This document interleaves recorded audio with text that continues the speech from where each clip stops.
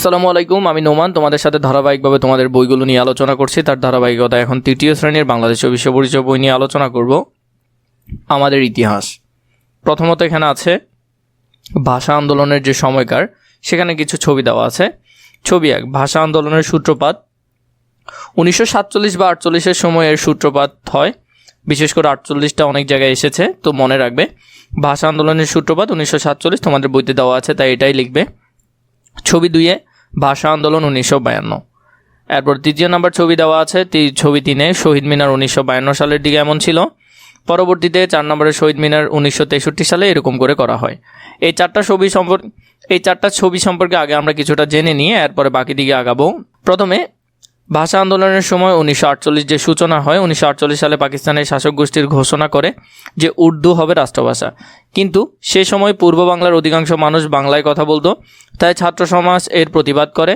ঢাকা বিশ্ববিদ্যালয় সহ বিভিন্ন শিক্ষা প্রতিষ্ঠান ছাত্ররা মিছিল ও সভা করে বাংলাকে রাষ্ট্রভাষা করার দাবি জানায়। এভাবে ভাষা আন্দোলনের সূচনা হয়। তো এটা খুবই গুরুত্বপূর্ণ, এই অংশটা খুবই ভালো করে দেখবে। ছবি 2, ভাষা আন্দোলন 1952। তো এরপরে এই যে এখানের মধ্যে ভাষা আন্দোলনের সময় যে অনেকে মারা যায় তাদের নাম দেওয়া আছে, কত তারিখ সেটাও দেওয়া আছে। 3 নম্বরের মধ্যে শহীদ মিনার, ভাষা শহীদের স্মরণে প্রথম শহীদ মিনার নির্মাণ হয় 1952 সালে 23 ফেব্রুয়ারি। এটি ছিল অস্থায়ী নির্মাণ। পরবর্তীতে স্মৃতিসৌধ আবার পরবর্তীতে শহীদ মিনার আবার নতুন করে করা হয় 1963 সালে আবার করা হয় নতুনভাবে কেন্দ্রীয় শহীদ মিনার তখন করা হয়। এই যে ইনফরমেশনগুলো আছে এগুলো দেওয়ার কারণ এটাই, যাতে তোমরা ইনফোগুলো একটু জানতে পারো, তোমাদের যাতে উপকার হয়, এই জন্যই। প্রথমে এখানে দেওয়া আছে, দেখো এখানে আমাদেরকে কিছু কাজ দিবে। কাজগুলো হলো পূর্বের পৃষ্ঠার ছবিগুলো পর্যবেক্ষণ করে ও নিচের ছকে লিখি। প্রথম ছবির মধ্যে আমরা 4টা বিষয় লিখব। ঘটনাটা কখন, যে 4টা ছবি ছিল ঘটনাগুলো কখন ঘটেছিল সেগুলো লিখব, কেন ঘটেছিল সেটা আমরা লিখব। প্রথমে যেটা দেখলাম, প্রথমে হলো আমরা যে ছবিগুলো লিখব। প্রথম ছবিতে আছে ভাষা আন্দোলনের সূচনা 1947 অথবা 48, ভাষা আন্দোলনের মিছিল 1952, প্রথম শহীদ মিনার স্থাপন করা হয় 1952-তে, এরপরে কেন্দ্রীয় শহীদ মিনার গঠন করা হয় 1963-তে। এরপরে ঘটনাগুলো কখনের, একটা 1948 সালের, একটা 12 ফেব্রুয়ারি 1952, একটা 23 ফেব্রুয়ারি 1952। অথবা তুমি যদি কেন্দ্রীয় শহীদ মিনার দাও তাহলে সাল হবে এটা। সালগুলো কিন্তু ওইখানেও দেওয়া আছে, তোমরা জাস্ট এখান থেকে বসাই দিবে। কেন ঘটেছে এগুলো? পাকিস্তান সরকার উর্দুকে একমাত্র রাষ্ট্রভাষা করার সিদ্ধান্ত নেয়, কিন্তু পূর্ব পাকিস্তানের অধিকাংশ মানুষ বাংলায় কথা বলতো, তাই বাংলাকে রাষ্ট্রভাষা করার দাবিতে ছাত্র সমাজ আন্দোলন গড়ে তোলে। এই কারণেই ভাষা আন্দোলন সংগঠিত হয়। কেন ঘটেছিল সেই বিষয়টা তোমরা এখানে সুন্দর করে লিখবে। এরপর আমাদেরকে যেটা দিয়েছে, 1947 সালে ভারত ও পাকিস্তান নামে 2টি স্বাধীন রাষ্ট্রের জন্ম হয়। কত সালে? 1947 সালে। পাকিস্তান 2টি অংশে বিভক্ত ছিল, একটি পূর্ব পাকিস্তান, অপরটি পশ্চিম পাকিস্তান।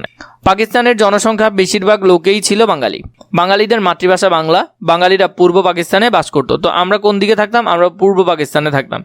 কিন্তু পাকিস্তানের শাসকরা পশ্চিম পাকিস্তানের উর্দুকে রাষ্ট্রভাষা করার সিদ্ধান্ত নেয়। 1948 সালে পূর্ব পাকিস্তানের জনগণ বাংলাকে রাষ্ট্রভাষা করার দাবি করেন। কত সালে? 1948-এ। এই সময় বাংলা ভাষার দাবিতে আন্দোলন করতে গিয়ে অনেকেই গ্রেফতার হন। কিছুদিন পর পাকিস্তানের গভর্নর জেনারেল মোহাম্মদ আলী জিন্নাহ ঢাকায় আসেন। তিনি ঢাকা বিশ্ববিদ্যালয়ের এক সভায় উর্দুকে পাকিস্তানের একমাত্র রাষ্ট্রভাষা করার ঘোষণা দেন। ছাত্র সমাজ সরাসরি তার প্রতিবাদ করে। 1952 সালে 21 ফেব্রুয়ারি ঢাকার রাজপথে তারা মিছিল বের করে। দাবি একটাই, রাষ্ট্রভাষা বাংলা চাই। পুলিশ মিছিলে গুলি চালায়। শহীদ হন সালাম, বরকত, রফিক, জব্বার সহ আরও অনেকে। ভাষার দাবিতে শহীদ হন বলে আমরা তাদেরকে ভাষা শহীদ বলি। 1956 সালে বাংলা ও উর্দু উভয় ভাষাই পাকিস্তানের রাষ্ট্রভাষা হিসেবে স্বীকৃতি লাভ করে। 1952 সালে ভাষা শহীদের স্মরণে প্রথম শহীদ মিনার নির্মিত হয়। কত সালে? 1952 সালে। পরবর্তীতে 1963 সালে কেন্দ্রীয় শহীদ মিনার নির্মিত হয়। আমরা যদি খ অংশটা দেখি, বিষয়বস্তু পড়ি ও কখন কি ঘটেছিল তা ধারাবাহিকভাবে লিখি। তাহলে আমরা বিষয়বস্তুগুলো পড়ে আমরা এখানে কি ঘটেছিল ধারাবাহিকভাবে আমরা লিখব। প্রথমে ভাষা শহীদ বরকত 1927 সালে মুর্শিদাবাদ জেলায় বাবলা গ্রামে জন্মগ্রহণ করেন। ছোটবেলা থেকেই তিনি মেধাবী ও সাহসী ছিলেন, 2-এ লিখতে পারো। তিনি ঢাকা বিশ্ববিদ্যালয়ের রাষ্ট্রবিজ্ঞান বিভাগে অধ্যয়ন করতেন। 1952 সালে বাংলাকে রাষ্ট্রভাষা করার দাবিতে ছাত্ররা আন্দোলন শুরু করলে তিনিও এতে অংশ নেন। এরপরে হলো 21 ফেব্রুয়ারি 1952 সালে ছাত্ররা 144 ধারা অমান্য করে মিছিল বের করে। পুলিশ মিছিলে গুলি চালায়। 4 পুলিশের গুলিতে বরকত আহত হন এবং পরে শহীদ হন। তার এই আত্মত্যাগের মাধ্যমে ভাষা আন্দোলন আরও শক্তিশালী হয়ে ওঠে এবং বাংলা রাষ্ট্রভাষার মর্যাদা লাভ করে। তো এই অংশটা খুবই ভালো করে দেখবে, এটা সুন্দর করে এই 4টা বক্সের মধ্যে 4টা লিখে ফেলবে। এরপরে কি আছে, ভাষা শহীদ আব্দুস সালাম 1925 সালে ফেনী জেলায় লক্ষণপুর গ্রামে বর্তমান সালামনগর জন্মগ্রহণ করেন। তার বাবা মুন্সি আব্দুল ফাজেল ও মা দৌলতের নিসা। ভাষা শহীদ আব্দুল বরকত ভারতের মুর্শিদাবাদ জেলায় বাবলা গ্রামে জন্মগ্রহণ করেন। তার বাবার নাম শামসুজ্জোহা এবং মা হলো হাসিনা বিবি। ভাষা শহীদ রফিক উদ্দিন আহমেদ 1926 সালে মানিকগঞ্জ জেলায় পারিল গ্রামে জন্মগ্রহণ করেন। তার বাবার নাম আব্দুল লতিফ ও মা রাফিজা খাতুন। ভাষা শহীদ আব্দুল জব্বার 1919 সালে ময়মনসিংহ জেলায় পাচুয়া গ্রামে জন্মগ্রহণ করেন। তার বাবার নাম হাসেন আলী এবং মা হলো সাফাতুন নেসা। ঘতে আমাদেরকে বলেছে ভাষা শহীদ সম্পর্কে তথ্য খুঁজে বের করি এবং নিচের ছকে লিখি। এরপরে আমরা যদি ওদের এগুলো ফিল আপ করি, যেমন সালাম, জন্মস্থান, জন্মসাল, মা বাবা, তারপর রফিকের ক্ষেত্রে জন্মস্থান, জন্মসাল, মা বাবা, এগুলো যেভাবে পূরণ করবে এখানের মধ্যে দেওয়া আছে। যেমন সালাম ফেনী জেলায়, জন্মসাল হলো 1925, মা হলো দৌলতুন্নেসা, বাবা হলো মুন্সি আব্দুল ফাজেল। রফিকেরগুলো হলো মানিকগঞ্জ জেলায় জন্মগ্রহণ করেন 1926 সালে, মা ছিল রাফিজা খাতুন, বাবা হলো আব্দুল লতিফ। বরকতের ক্ষেত্রে জন্মস্থান দেখি মুর্শিদাবাদ পশ্চিমবঙ্গ, জন্মসাল হলো যে 1927। এরপরে মা হলো হাসিনা বিবি, বাবা শামসুজ্জোহা। এরপরে জব্বারের ক্ষেত্রে জন্মস্থান হলো ময়মনসিংহ, জন্মসাল হলো 1919, মা হলো সাফাতুন নেসা, বাবা হলো হাসেন আলী। শহীদ দিবস ও আন্তর্জাতিক মাতৃভাষা দিবস। ছবি 1, প্রভাত ফেরি ও পুষ্পস্তবক অর্পণ।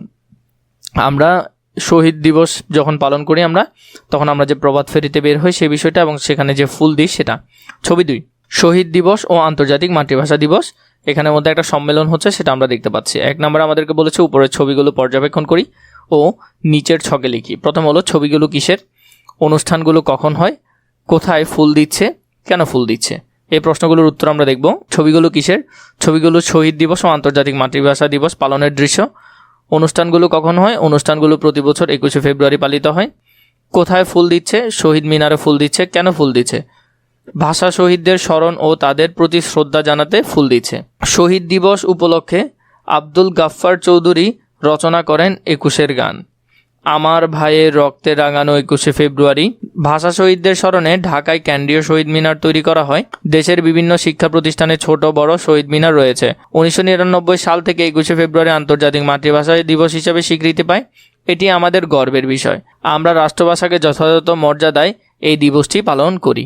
এরপরে যদি আমরা দেখি, শহীদ দিবস ও আন্তর্জাতিক মাতৃভাষা দিবসে আমরা খালি পায়ে হেঁটে প্রভাত ফেরিতে যাই। প্রভাত ফেরিতে আমার ভাইয়ের রক্তে রাঙানো 21শে ফেব্রুয়ারি গানটি গাই, শহীদ মিনারে ফুল দিয়ে শ্রদ্ধা জানাই। এই দিবসে শিক্ষা প্রতিষ্ঠান, চিত্রাঙ্কন, রচনা প্রতিযোগিতা, সাংস্কৃতিক অনুষ্ঠান ইত্যাদি অনুষ্ঠিত হয়। এদিন জাতীয় পতাকা অর্ধনির্মিত রাখা হয়। আমরা ভাষা শহীদদের অবদান চিরদিন মনে রাখব।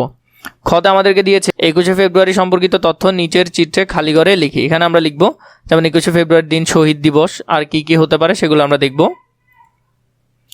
আর কি কি হতে পারে, আন্তর্জাতিক মাতৃভাষা দিবস হতে পারে, 1952 সালে ভাষা আন্দোলন, শহীদ মিনারের ফুল অর্পণ, প্রভাত ফেরি পালন, তারপরে কালো ব্যাচ ধারণ।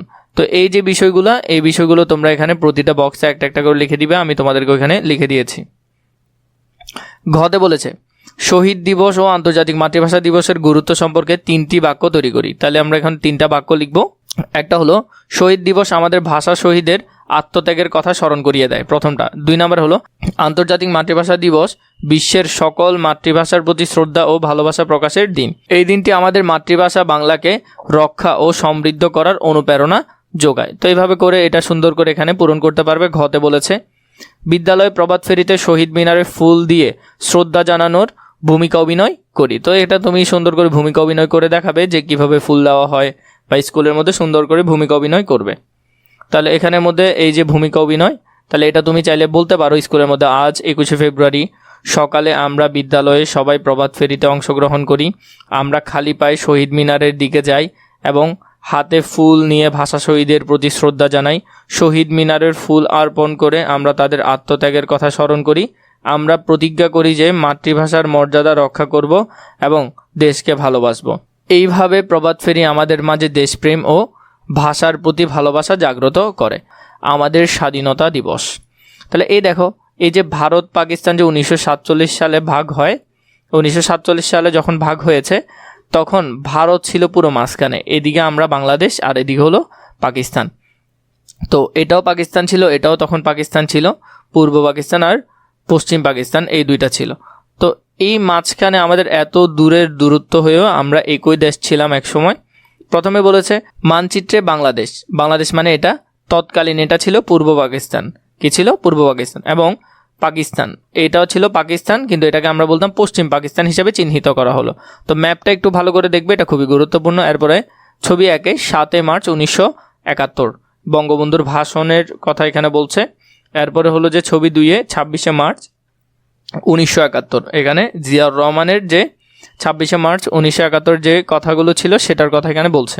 1 নং ও 2 নং ছবি পর্যবেক্ষণ করি ও কোন ছবিতে কি হয়েছে তা লিখে। আমরা এখন সুন্দর করে লিখব। প্রথমে ছবি 1 কে বক্তৃতা করছেন, ছবি 2 কে বক্তৃতা করছেন, কখন করেছেন এই বিষয়টা আমরা সুন্দর করে লিখব। আমরা যদি ছবি 1টা দেখি, ছবি 1 কে বক্তৃতা করছেন? বঙ্গবন্ধু শেখ মুজিবুর রহমান বক্তৃতা করছেন। কখন করেছেন? তিনি 1971 সালে 7 মার্চ রেসকোর্স ময়দানে, বর্তমানে সোহরাওয়ার্দী উদ্যান, এই ঐতিহাসিক জায়গায় ভাষণ দেন। তো এটা একটু ভালো করে দেখবে। ছবি 2 এর এটা সুন্দর করে এখানের মধ্যে লিখে ফেলবে ধাপে ধাপে। এরপরে ছবি 2 এর মধ্যে যেটা বলেছে কে বক্তৃতা করেছেন, এখানে জিয়াউর রহমান বক্তৃতা করেছেন। কখন করেছেন? 1971 সালে 26 মার্চ চট্টগ্রামে কালুরঘাট বেতার কেন্দ্র থেকে স্বাধীনতার ঘোষণা পাঠ করেছেন। কে করেছেন? জিয়াউর রহমান করেছেন। তো কে করেছেন সেটাও লিখবে, কখন করেছেন সেটাও লিখবে। পাকিস্তান রাষ্ট্র প্রতিষ্ঠার পর থেকেই পাকিস্তানের শাসক গোষ্ঠী পূর্ব পাকিস্তানের মানুষকে শোষণ করতে থাকে। প্রতিবাদে এদেশের মানুষ পাকিস্তানি শাসকদের বিরুদ্ধে আন্দোলন শুরু করে। 1971 সালে 7 মার্চ শেখ মুজিবুর রহমান ঢাকায় রেসকোর্স ময়দানে বিশাল জনসভায় ভাষণ দেন। এ ঐতিহাসিক ভাষণে তিনি ঘোষণা করেন, এবারের সংগ্রাম আমাদের মুক্তির সংগ্রাম, এবারের সংগ্রাম আমাদের স্বাধীনতার সংগ্রাম। এরপর 25 মার্চ রাতে পাকিস্তানি বাহিনী নির্মমভাবে হত্যা করে এদেশের ছাত্র, শিক্ষক, পুলিশ, ইপিআর সদস্য ও সাধারণ মানুষকে। তাই 25শে মার্চকে আমরা কালোরাত্রি বলি। তাহলে 25শে মার্চকে কেন কালীরাত্রি বলি আমরা এখান থেকে সুন্দর করে এটার আনসার করতে পারবো। 26 মার্চ তারিখে মেজর জিয়াউর রহমান চট্টগ্রাম কালুরঘাট বেতার কেন্দ্র থেকে বাংলাদেশের স্বাধীনতার ঘোষণা করেন। এই দিন থেকেই শুরু হয় পশ্চিম পাকিস্তানের বিরুদ্ধে আমাদের মুক্তিযুদ্ধ। মুক্তিযুদ্ধের মাধ্যমেই আমরা বাংলাদেশের স্বাধীনতা অর্জন করি। 26 মার্চ স্বাধীনতার ঘোষণা দেওয়া হয়েছিল বলে এই দিনটি আমাদের স্বাধীনতা দিবস। এই দিবসটি আমাদের কাছে খুব গুরুত্বপূর্ণ। অনেক ত্যাগের বিনিময়ে আমরা স্বাধীনতা অর্জন করেছি। মুক্তিযুদ্ধে 30 লক্ষ মানুষ শহীদ হন। শহীদদের স্মরণে সাভারে জাতীয় স্মৃতিসৌধ নির্মাণ করা হয়। স্বাধীনতা দিবসে আমরা স্মৃতিসৌধে ফুল দিয়ে শ্রদ্ধা নিবেদন করি। বিদ্যালয় চিত্রাঙ্কন, সাংস্কৃতিক অনুষ্ঠান, আলোচনা সভা ইত্যাদি অনুষ্ঠানের আয়োজন করা হয়। অনুষ্ঠানগুলোতে আমরা সকলে অংশগ্রহণ করি। তো এটা ভালো করে এখান থেকে পড়ে নিবে। এরপরে বলা আছে 3 নম্বরের মধ্যে নিচের ছকে সময় অনুযায়ী প্রদত্ত ঘটনা সাজাই। মেজর জিয়াউর রহমানের স্বাধীনতার ঘোষণা, কালো রাত, শেখ মুজিবুর রহমানের ভাষণ, পূর্ব পাকিস্তানকে শোষণ করা। পাকিস্তান প্রতিষ্ঠার পর পূর্ব পাকিস্তানের মানুষকে শোষণ করা শুরু হয়। তারপর 7 মার্চ 1971 7 মার্চ 1971 বঙ্গবন্ধু শেখ মুজিবুর রহমান ঐতিহাসিক ভাষণ দেয়। এরপরে হলো 25 মার্চ 1971 25 মার্চ 1971 হলো পাকিস্তানি বাহিনী নিরস্ত্র বাঙালিদের ওপর আক্রমণ চালায়। কালো রাত্রির যে বিষয়টা ওইটা। 26 মার্চ 1971 মেজর জিয়াউর রহমান স্বাধীনতার ঘোষণা পাঠ করেন। তো এই অংশটা ভালো করে তোমরা এখান থেকে লিখে নিবে বইয়ে। এই অংশে ঘ নম্বরে কি বলেছে আমাদেরকে? স্বাধীনতা দিবসের গুরুত্ব সম্পর্কে 3টি বাক্য লিখি। প্রথম, স্বাধীনতা দিবস আমাদের গৌরব ও আত্মত্যাগের স্মরণীয় দিন। 2 এই দিন আমরা মুক্তিযোদ্ধাদের প্রতি গভীর শ্রদ্ধা জানাই। 3 স্বাধীনতা দিবস আমাদের দেশপ্রেমে উদ্বুদ্ধ করে এবং দেশ গঠনে দায়িত্বশীল হতে শেখায়। তো এটা সুন্দর করে লিখে ফেলবে তোমরা এই ঘ নম্বরে। ও নম্বর কি আছে? আগামী স্বাধীনতা দিবস উদযাপনে কি কি করতে চাই তার একটি তালিকা তৈরি করি। আগামী স্বাধীনতায় আমরা কি কি করতে চাই, আগামী স্বাধীনতা দিবসে কি কি করতে চাই সেটার তালিকা লিখবো 1 থেকে 10 পর্যন্ত। ভোরে উঠে জাতীয় পতাকা উত্তোলন করব, শহীদ মিনারে ফুল দিয়ে শ্রদ্ধা জানাবো, 3 বিদ্যালয়ের অনুষ্ঠানে অংশগ্রহণ করব, 4 স্বাধীনতা যুদ্ধের গল্প ও ইতিহাস পড়ব, 5 দেশত্ববোধক গান গাইব, 6 মুক্তিযোদ্ধাদের স্মৃতিচারণ শুনব, 7 আলোচনা সভায় অংশ নেব, 8 চিত্রাঙ্কন ও রচনা প্রতিযোগিতায় অংশগ্রহণ করব, 9 শহীদদের জন্য দোয়া করব, 10 দেশকে ভালোবাসার অঙ্গীকার করব। আমাদের বিজয় দিবস সেটা নিয়ে আলোচনা করব। আমাদেরকে এখানে কিছু ছবি দিয়েছে। ছবি 1 মুক্তিযুদ্ধের প্রস্তুতি নিচ্ছে মুক্তিবাহিনী, 2 যুদ্ধরত মুক্তিবাহিনী, 3 পাকিস্তান বাহিনীর আত্মসমর্পণ, 4 মুক্তিবাহিনী ও জনগণের বিজয় আনন্দ। তো আমাদেরকে প্রথমে এখানে বলেছে ছবি দেখে বলি ও নিচের ছকে লিখি। এরপরে আমাদেরকে এখানে বলেছে কিসের ছবি এটি, ছবি 1 নাম্বারটা। এরপরে বলেছে ছবিতে কি ঘটেছে, ছবি 1 নাম্বার, এরপরে কেন ঘটেছে। প্রথম ছবি নিয়ে এটা লিখতে হবে, দ্বিতীয় ছবি নিয়ে আমাদেরকে এখানে লিখতে হবে, তৃতীয়টা এখানে এবং চতুর্থটা এখানে লিখতে হবে। তো আমরা যদি এখানে দেখি, তাহলে আমরা যদি এখানে ছবি 1-এ দেখি, কিসের ছবি এটি, মুক্তিযুদ্ধে গেরিলা প্রশিক্ষণের ছবি ছিল। ছবিতে কি ঘটেছে, মুক্তিযোদ্ধারা সারিবদ্ধভাবে শুয়ে অস্ত্র হাতে যুদ্ধের প্রশিক্ষণ নিচ্ছে। দেশকে স্বাধীন করার জন্য মুক্তিযোদ্ধারা যুদ্ধের প্রস্তুতি নিচ্ছিলেন। প্রশিক্ষণের মাধ্যমে তারা দক্ষ হয়ে পাকিস্তানি বাহিনীর বিরুদ্ধে লড়াই করার জন্য নিজেদের প্রস্তুত করছিলেন। ছবি 2-এর যে বিষয়টা আমরা দেখেছি, ছবি 2-এর মধ্যে যুদ্ধরত মুক্তিবাহিনী, সশস্ত্র মুক্তিযুদ্ধের ছবি এটা। ছবিতে কি ঘটেছে, প্রস্তুত অবস্থায় দাঁড়িয়ে আছেন। কেন এটি ঘটেছে, দেশকে শত্রুমুক্ত করে স্বাধীনতা অর্জনের জন্য তারা জীবন বাজি রেখে যুদ্ধে অংশ নিয়েছিলেন। এর পরের ছবি দেখছি আমরা পাকিস্তানি বাহিনীর আত্মসমর্পণ। কিসের ছবি, পাকিস্তানি বাহিনীর আত্মসমর্পণের ছবি। ছবিতে কি ঘটেছে, পাকিস্তানি বাহিনীর কর্মকর্তারা যৌথ বাহিনীর কাছে আত্মসমর্পণ করে দলিল স্বাক্ষর করেছে। কেন এটি ঘটেছে, দীর্ঘ 9 মাসের যুদ্ধের পর পাকিস্তানি বাহিনী পরাজিত হয়ে আত্মসমর্পণ করে, এর মাধ্যমে দেশের স্বাধীনতা লাভ করে। এরপরে ছবি 4-এ আমরা যেটা দেখলাম, বিজয় উল্লাস, মুক্তিবাহিনী ও জনগণের বিজয় আনন্দ। কিসের ছবি, মুক্তিযোদ্ধা ও জনগণের বিজয় উল্লাসের ছবি। ছবিতে কি ঘটেছে, মুক্তিযুদ্ধ ও সাধারণ মানুষের আনন্দে উল্লাস করেছে এবং বিজয় উদযাপন করেছে।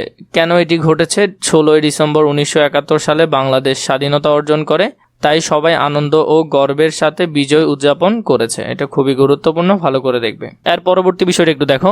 1971 সালে 26শে মার্চ থেকে শুরু হয় স্বাধীনতা সংগ্রাম। 10 এপ্রিল 1971 সালে গঠন করা হয় স্বাধীন বাংলাদেশের প্রথম অস্থায়ী সরকার। এই সরকার মুজিবনগর সরকার নামে পরিচিত। শেখ মুজিবুর রহমানকে রাষ্ট্রপতি করা হয়।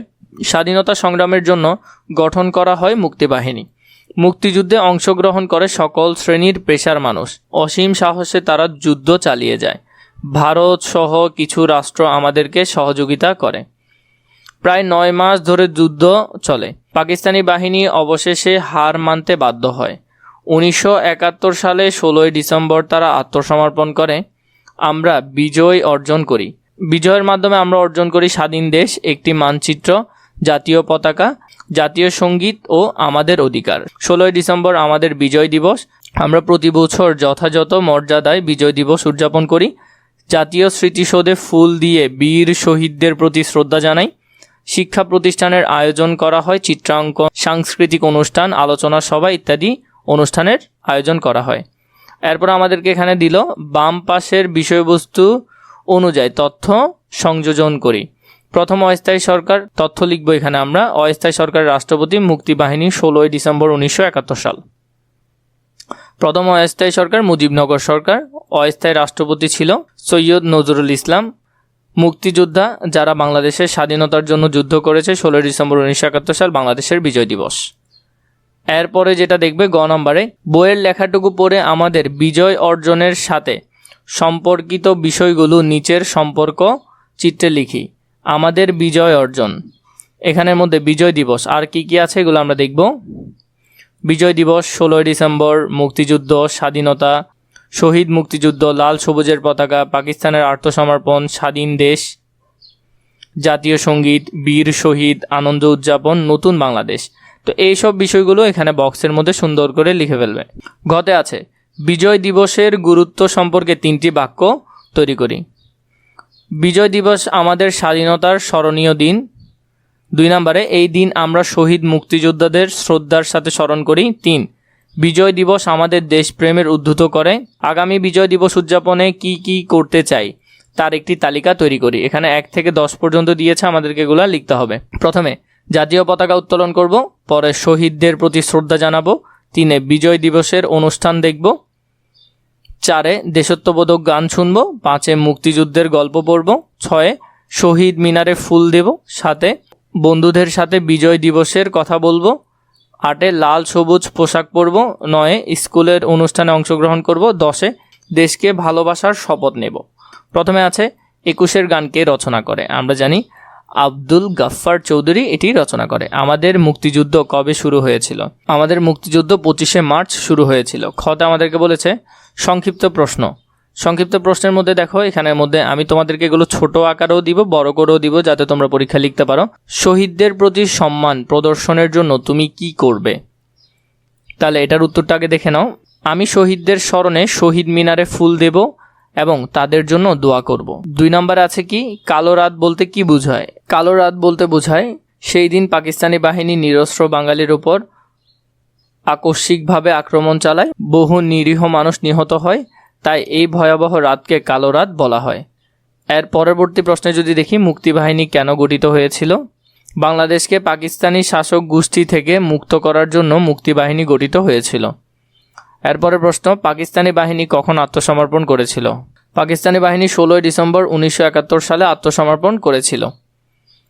পরবর্তীতে আমাদের যদি দেওয়া হয় বর্ণনামূলক প্রশ্নগুলো আমাদেরকে লিখতে হবে। ভাষা আন্দোলন কেন হয়েছিল তা বর্ণনা করো। প্রথমে আমি তোমাদেরকে ছোট করে দিচ্ছি, এরপর এটা বড় করে দিব, যেটা তোমাদের পরীক্ষায় লিখতে হবে। ধারণার জন্য এতটুকু আগে দেখে নাও। 1952 সালে পাকিস্তান সরকার উর্দুকে একমাত্র রাষ্ট্রভাষা করার সিদ্ধান্ত নেয়, কিন্তু বাংলাভাষী মানুষ তা মেনে নেয়নি। তারা বাংলা ভাষাকে রাষ্ট্রভাষা করার দাবিতে আন্দোলন শুরু করে। 21 ফেব্রুয়ারি অনেক ছাত্র শহীদ হন, তাই ভাষা আন্দোলন হয়েছিল বাংলা ভাষার অধিকার রক্ষার জন্য। সেম প্রশ্নটা যদি বড় করে দেখতে চাও, ভাষা আন্দোলন কেন হয়েছিল? ভাষা আন্দোলন ছিল বাঙালি, এটা কিন্তু তোমরা পরীক্ষায় লেখার জন্য দিলাম, একটু বড় করে দিয়েছি যাতে পরীক্ষায় গুছিয়ে লিখতে পারো। ভাষা আন্দোলন ছিল বাঙালি জাতির ভাষার অধিকার রক্ষার আন্দোলন। 1947 সালে ভারত বিভক্ত হয়ে পাকিস্তান রাষ্ট্র গঠিত হয়। পাকিস্তানের 2টি অংশ ছিল, পূর্ব পাকিস্তান, পশ্চিম পাকিস্তান। পূর্ব পাকিস্তানের অধিকাংশ মানুষ বাংলা ভাষায় কথা বলতো, কিন্তু পাকিস্তান সরকার উর্দুকে একমাত্র রাষ্ট্রভাষা করার ঘোষণা দেয়। এতে বাংলাভাষী মানুষ ক্ষুব্ধ হয়। তারা বাংলা ভাষাকে রাষ্ট্রভাষা করার দাবিতে আন্দোলন শুরু করে। ছাত্র সমাজ এই আন্দোলনে গুরুত্বপূর্ণ ভূমিকা রাখে। 1952 সালে 21 ফেব্রুয়ারি ঢাকায় ছাত্ররা মিছিল বের করে। পুলিশ তাদের ওপর গুলি চালায়। সালাম, বরকত, রফিক, জব্বার সহ অনেকেই শহীদ হন। তাদের আত্মত্যাগের ফলে বাংলা ভাষা রাষ্ট্রভাষা মর্যাদা পায়। এই কারণে ভাষা আন্দোলন হয়েছিল বাংলা ভাষার অধিকার প্রতিষ্ঠা ও মাতৃভাষার মর্যাদা রক্ষার জন্য। এটি বাঙালি জাতীয়তাবাদের ভিত্তি তৈরি করে এবং পরবর্তীতে স্বাধীনতা আন্দোলনের পথ প্রস্তুত করে। পরবর্তীতে আমরা 2 নম্বর প্রশ্ন যেটা দেখলাম, তোমরা বিদ্যালয় কিভাবে শহীদ দিবস ও আন্তর্জাতিক মাতৃভাষা দিবস পালন করবে তার একটি পরিকল্পনা তৈরি করো। তা আমরা যদি আগে এটা ছোট করে দেখি, আমি বিজয় দিবসে জাতীয় পতাকা উত্তোলন করব এবং শহীদদের স্মরণ করব, দেশত্ববোধক গান শুনব ও অনুষ্ঠান দেখব।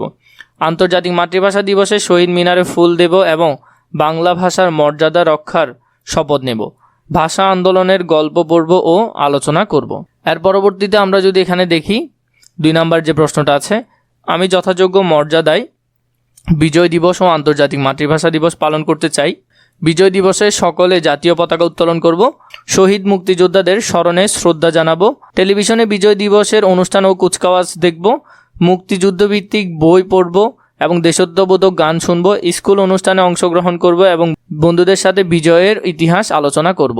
আন্তর্জাতিক মাতৃভাষা দিবসে ভোরে শহীদ মিনারে গিয়ে ফুল দেব, ভাষা শহীদের প্রতি শ্রদ্ধা জানিয়ে নবীন নীরবতা পালন করব, বাংলা ভাষার সঠিক ব্যবহার করার শপথ নেব, ভাষা আন্দোলনের ইতিহাস পড়ব ও আবৃত্তি ও বা সাংস্কৃতিক অনুষ্ঠানে অংশ নেব। এভাবে আমি এই 2 জাতীয় দিবস যথাযোগ্য সম্মান ও ভাবগম্ভীরতার সাথে পালন করব এবং দেশপ্রেম ও ভাষাপ্রেম হৃদয়ে ধারণ করব। তো তোমরা এইভাবে করে সুন্দর করে তোমাদের যে অনুশীলন সমাধানগুলো আছে এগুলো ধারাবাহিকভাবে নিতে পারবে। যদি পরবর্তী অধ্যায় প্রয়োজন হয় নিশ্চয়ই কমেন্ট করে আমাকে জানাবে।